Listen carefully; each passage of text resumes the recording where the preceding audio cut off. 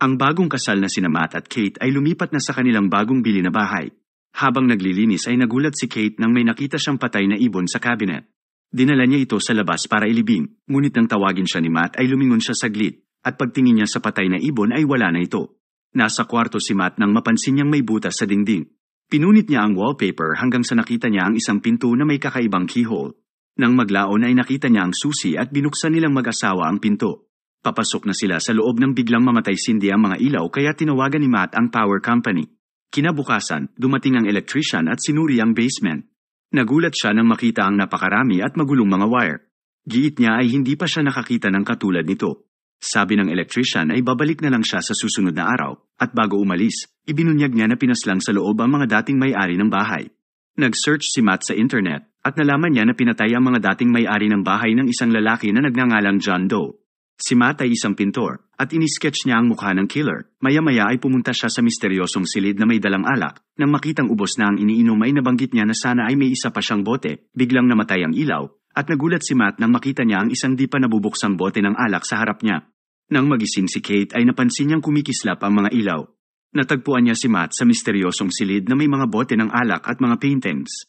Sinabi ng mister na nagbibigay ng anumang kahilingan ang silid. Ngunit hindi naniniwala si Kate kaya pabiro niyang hiniling ang $1,000,000. Nagpatay sindi ang mga ilaw at maya-maya ay nakita nila ang isang tumpok ng pera.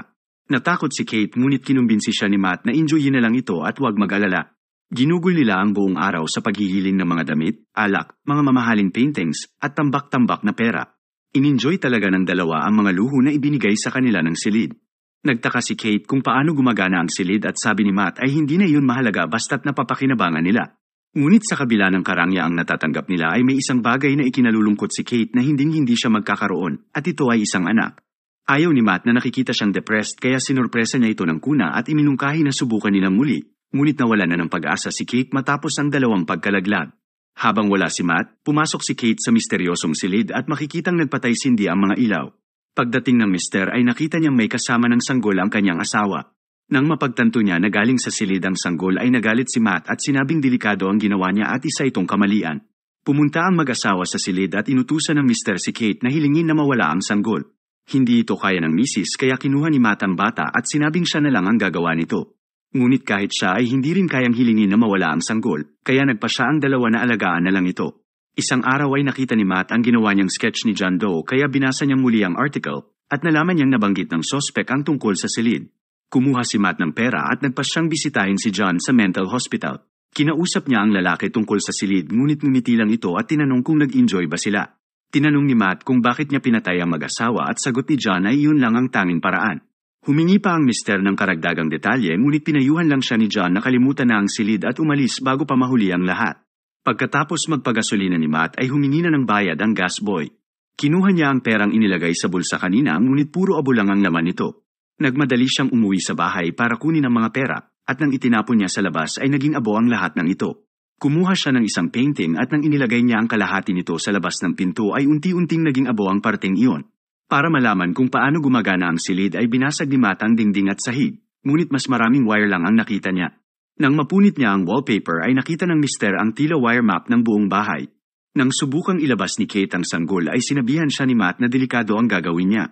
Ngunit nang mapagtanto ng mister na maaaring ito ang paraan para mawala ang bata ay hinayaan na lang niya ang misis. Umiyak ng malakas ang sanggol at natataranta si Kate habang tinatawag ang mister. Nakonsensya si Matt at dali-daling tumakbo para kargahin ang bata pabalik ng bahay. Nang nasa loob na sila ay nagulat si Kate nang makitang lumaki na ang sanggol. Kinuwento ni Matt ang tungkol kay John Doe at sinabi na kayang gumawa ng silid ng anumang bagay, ngunit hindi nila ito maaaring dalhin sa labas. Pinangalanan nila ang bata na Shane at tinrato siya ni Kate bilang sariling anak. Tinuruan niya itong magbasa at palagi niyang pinaalalahanan na huwag lumabas dahil may sakit siya. Isang araw, sinubukan ni Shane na lumabas ngunit sa kabutihang palad ay naabutan siya ni Kate. Hindi mapalagay ang misis kaya para maiwasan na mangyari ulit yun ay nilagyan niya ng harang ang mga bintana. Hindi ito nagustuhan ni Matt, ngunit nakipagtalo sa kanya si Kate kaya sa kalaunan ay tinulungan na lang niya ang misis. Habang naghahapunan, nairita si Kate sa pagkain ni Shane ng ice cubes kaya inutusan niya itong huminto, ngunit hindi nakinig ang bata. Isang araw, pumunta si Shane sa studio ni Matt. Nagulat siya nang biglang dumating ang ama at aksidenteng nalaglag ang snow globe. Pinagalitan ni Matt ang bata at tumakbo ito papalabas. Nagalit naman si Kate dahil sa hindi magandang pakikitungo niya kay Shane. Nang gabing iyon ay nakita ni Shane ang wire map ng bahay at nalaman niya ang tungkol sa silid.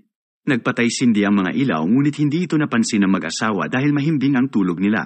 Nang magising si Matt ay nakita niyang maayos na ang snow globe ngunit napagtanto niyang isa na itong duplicate. Nang pumunta sila sa silid ay nakita nila ang isang malawak na kakahuyan at nandun si Shane na gumagawa ng snowman. Pinagalitan ni Matt ang bata at nilock niya ang silid. Kinumprunta naman siya ni Kate at sinabing naglalaro lang naman si Shane at wala namang nasaktan. Sabi ni Matt ay natatakot siya sa maaaring hilingin pa ng bata. Tumawag si John Doe at si Shane ang nakasagot. Kinuha agad ni Matt ang telepono at napag-alaman ni John na humiling ng sanggol ang misis mula sa silid. Tinanong ni Matt kung paano pigilan na maging abo ang mga binigay ng silid at sinabi ni John na para mabuhay ang mga nilikha, kailangang mamatay ng lumikha. Ibig sabihin na kapag namatay si Kate ay malaya nang mabubuhay sa labas ang batang nilikha niya. Ibinunyag ni John na siya ay isa ding bata na nilikha ng silid, ngunit hindi niya pinaslang ang kanyang mga magulang. Gusto nilang mabuhay siya kaya pinatay nila ang kanilang mga sarili. Pinapili niya si Matt kung wawakasan ba niya ang buhay ng bata para iligtas ang asawa o papatayin niya ang asawa para iligtas ang bata. Napag-alaman ni Matt na nakikinig pala si Kate mula sa extension phone. Dali-daling kinuha ng misis ang kotse at umalis. Pagsapit ng gabi ay hindi pa rin makontak ni Matt ang asawa kaya nagalit siya at sinira ang kanyang studio. Samantala, sinubukan ni Kate na ibangga ang kanyang sasakyan, ngunit hindi siya nagkaroon ng lakas ng loob. Sinabi ni Matt kay Shane na hindi siya totoo at hindi sila ang mga magulang niya. Tumakbo ang bata habang umiiyak at maya-maya ay napagtanto ni Matt na masyado siyang naging malupit kaya humingi siya ng tawad sa bata. Nang dumating si Kate ay nakita niya ang mister na natutulog sa tabi ni Shane kaya napangiti siya. Humingi ng paumanhin si Matt sa misis at maya-maya ay nagsalpukan ng mag-asawa, ngunit hindi nila alam na pinapanood sila ni Shane.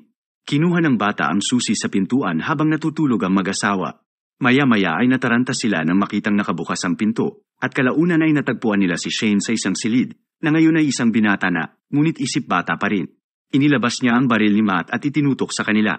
Sinubukan ni Kate na pakalmahin siya, ngunit biglang inatake ni Matt ang binata at aksidenteng naitulak ang misis, dahilan para tumama ang ulo nito sa mesa at mawala ng malay. Nang magising si Kate ay sinabi ni Matt na aksidenteng nabaril ni Shane ang kanyang sarili. Lumabas siya para umiyak at kinomfort naman siya ng mister. Samantala, nagising ang tunay na Matt at sinubukang hanapin ang kanyang asawa sa silid, ngunit nakalak ang pinto. Habang nanananghalian, napansin ni Kate na kinakain ng mister ang ice tube.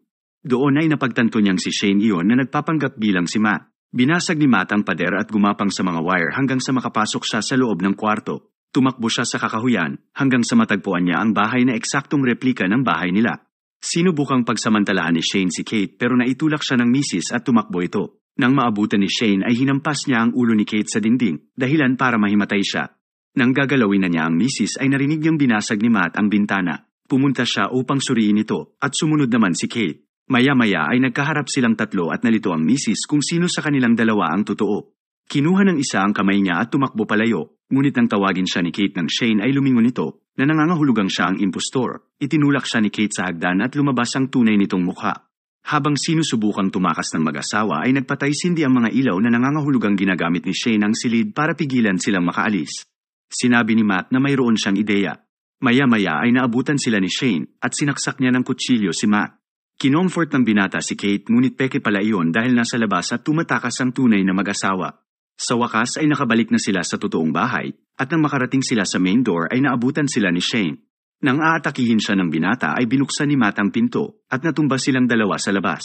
Sinubukan ni Shane na bumalik sa loob ngunit isinara ni Kate ang pinto at ang binata ay nagsimulang tumanda ng mabilis hanggang sa tuluyan siyang naging abo. Labis na nasaktan dito ang misis. Makalipas ang isang buwan, lumipat ang mag-asawa sa isang apartment. Nalaman ni Kate na siya ay buntis, ngunit bigla siyang natakot nang makitang nagpatay-sindi ang mga ilaw. Posibleng sila ay nasa silid pa rin at ang kasama niya talaga ay si Shane. Salamat sa panunood. Huwag kalimutan i-like at mag-subscribe na rin sa ating channel. Para maging updated sa mga bagong recaps, hampasin mo lang ang notification bell.